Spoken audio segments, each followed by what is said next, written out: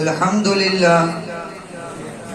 لله نحمده ونستعينه ونستغفره ونؤمن به ونتوكل عليه ونعوذ بالله من شرور أنفسنا ومن سيئات أعمالنا من يهده الله فلا مضل له ومن يضلله فلا هادي له أشهد أن لا إله إلا الله وحده لا شريك له ونشهد أن سيدنا ومولانا محمدا عبده ورسوله أما بعد فأعوذ بالله من الشيطان الرجيم بسم الله الرحمن الرحيم وقضى ربك ألا تعبدوا إلا إياه وبالوالدين إحسانا إما يبلغن عندك الكبر أحدهما أو كلاهما فلا تقل لهما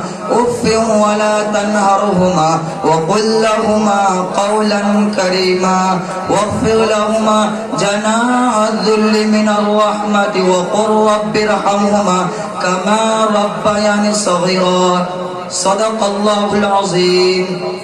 سبھی کچھ ہو رہا ہے اس ترقی کے زمانے میں، سبھی کچھ ہو رہا ہے اس ترقی کے زمانے میں، مگر یہ کیا غضب ہے آدمی انسان نہیں ہوتا.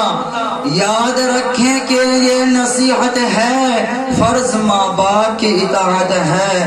نہ کرو تم ان کو کبھی ناخوش، ان کے قدموں کے نیچے جنت ہے. محترم حضرات، اگر آج کے اس پرفتن دور میں ہم دنیا پر طائرانہ نظر ڈالیں تو یوں محسوس ہوتا ہے ہر سمت اپنے اپنے حقوق کا مطالبہ کی صدا سنائی دیتی ہے. ہر سمت ظلم و زیادتی کا دور دورہ نظر آتا ہے. ایک دوسرے کے حق کو مارتا ہوا نظر آتا ہے. ہر ایک کو دوسرے سے شکایت، رعایا کو بادشاہ و حاکم سے شکایت، آقا و مالک کو غلام سے شکایت، غلام و نوکر کو آقا سے شکایت. کوئی پڑوسی کا حق ادا کرنے کے لیے تیار نہیں، اولاد والدین کا حق ادا کرنے کے لیے تیار نہیں. والدین پر ظلم و زیادتی کے پہاڑ توڑے جا رہے ہیں، ان کی عزت و احترام کو پامال کیا جا رہا ہے، ان کے ساتھ گھناؤنی اور ناپاک حرکتیں کی جا رہی ہے. جس ماں نے 9 ماہ اپنے پیٹ میں رکھا، جس ماں نے 2.5 سال تک دودھ پلایا، جس ماں نے بچے کی خاطر مصیبت برداشت کی، جس ماں نے بچے کی پریشانی کو اپنی پریشانی سمجھا، مجھے بتا دو صحیح کہ کیا والدین کا حل یہی ہے کہ ان پر ظلم و زیادتی کے پہاڑ توڑے جائے؟ کیا ان کے ساتھ گھناؤنی ناپاک حرکت کی جائے؟ ہرگز نہیں، ہرگز نہیں. یہ والدین کا حق نہیں ہے. یاد رکھے، اگر کوئی اپنے والدین پر ظلم و زیادتی کرتا ہے، ان کے ساتھ برا سلوک کرتا ہے، وہ اپنا ٹھکانہ جہنم بنا لے. میں اپنی طرف سے نہیں کہتا، حدیث شریف میں موجود ہے، حضرت امامہ رضی اللہ تعالیٰ عنہ سے مروی ہے کہ محبوب کبریا صلی اللہ علیہ وسلم سے ایک شخص نے دریافت کیا، یا رسول اللہ ما حق الوالدین، والدین کا ایک حق کیا ہے؟ سنو میرے پیارے نبی صلی اللہ علیہ وسلم کا جواب سنو، ہما جنتک و نارک، وہی تیری جنت ہے، وہی تیری جہنم ہے. حدیث شریف میں غور کریے تو پتا چلتا کہ والدین کا حق کیا ہے. حدیث شریف کا مطلب یہ ہے کہ اگر والدین کی عزت و احترام کرو گے، ان کی فرما برداری کرو گے تو جنت کے حقدار بنو گے، اور اگر ان کے ساتھ برا سلوک کرو گے، ان کی عزت و احترام کو پامال کرو گے تو اپنا ٹھکانہ جہنم میں بنا لے. پھر آگے فرمایا وَبِالْوَالِدَيْنِ إِحْسَانًا، کہ والدین کے ساتھ اچھا سلوک کرو.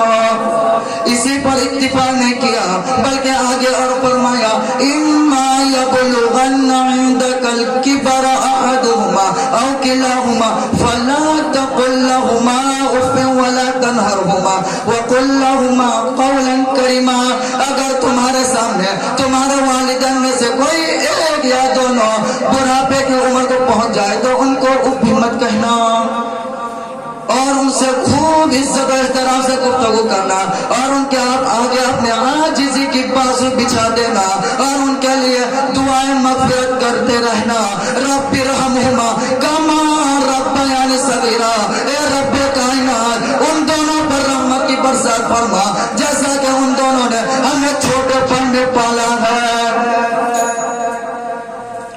ان دونوں نے ہمیں چھوٹے پن میں پالا ہے. اے مرتبہ محبوب کبریا صلی اللہ علیہ وسلم نے ارشاد فرمایا اس کی ناکھاگ آلود ہو، اس کی ناکھاگ آلود ہو، اس کی ناکھاگ آلود ہو. تمام صحابہ کرام طرف اٹھے اور عرض کیا یا رسول اللہ کس کی ناکھاگ آلود ہو؟ آپ صلی اللہ علیہ وسلم نے ارشاد فرمایا اس کی ناکھاگ آلود ہو جس نے اپنے والدین میں سے کسی ایک کو یا دونوں کو بڑھاپے کی عالم میں پایا ہو پھر بھی ان کی خدمت کر کے اپنے آپ کو جنت کا حقدار نہ بنایا ہو، اسی کی ناکھاگ آلود ہو.